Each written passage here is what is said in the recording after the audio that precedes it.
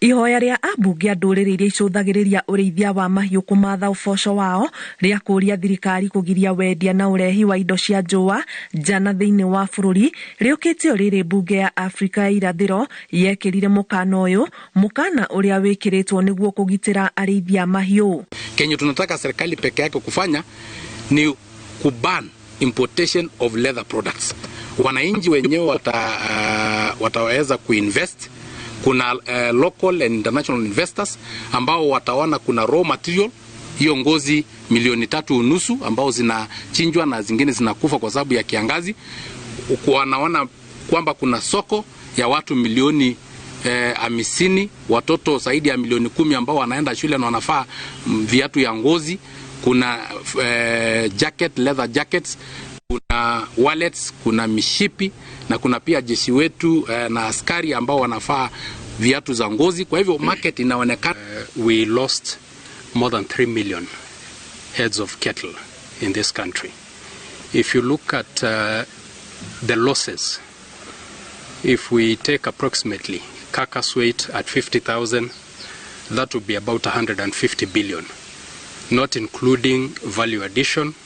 As Mheshimiwa Sankoka said, if we take another 50,000 shillings per cattle, that's... Kũringana na mũmbunge wa Yala David Sankok, gũthĩgĩrĩirie atĩ mahiũ milioni 1 nĩ makuaga gũkũ bũrũri-inĩ o mwaka kumana na ng'aragu, namo milioni 2.5 nĩ mathĩnjagwo na njũa cia mahiũ maya itigagwo itarĩ na gwa gũtwarwo. Na pia kila inji tulikuwa na breakdown ya ile ng'ombe ambao kila inji inachinja. Tumesema ng'ombe ni milioni 15, lakini kati ya hiyo ng'ombe milioni 15, milioni 3.5 siko hapa injini Kenya. Kwa hivyo Kenya itafaidika zaidi tukiweza kuban importation of leather product and exportation of raw leather.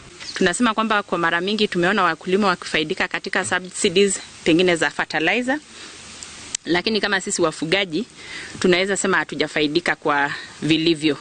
Na ndio sababu leo tumekutana kama wabunge na wafadhili wetu tuweze kuona jinsi vile tutakavyowapanga pia wafugaji kwa cooperatives ama kwa njia inayofaa. Ihinda-inĩ rĩu ambunge aya nĩ morĩtie thirikari kũmũrĩka mũno ũrĩa arĩmi mangĩthondekerwo irio cia mahiũ cia kũigana nĩguo hĩndĩ ya ng'aragu arĩmi makahota kũhũnia mahiũ mao. So one area that we want government, that is both county governments and national government, to focus on is issues of fodder harvesting. This is a time when we have plenty. We know that a time will come where we'll have scarcity. Kiribotera Inoro TV, njĩtagwo Ani Ngigĩ wa Nyamũ. Rĩu tũmũrĩke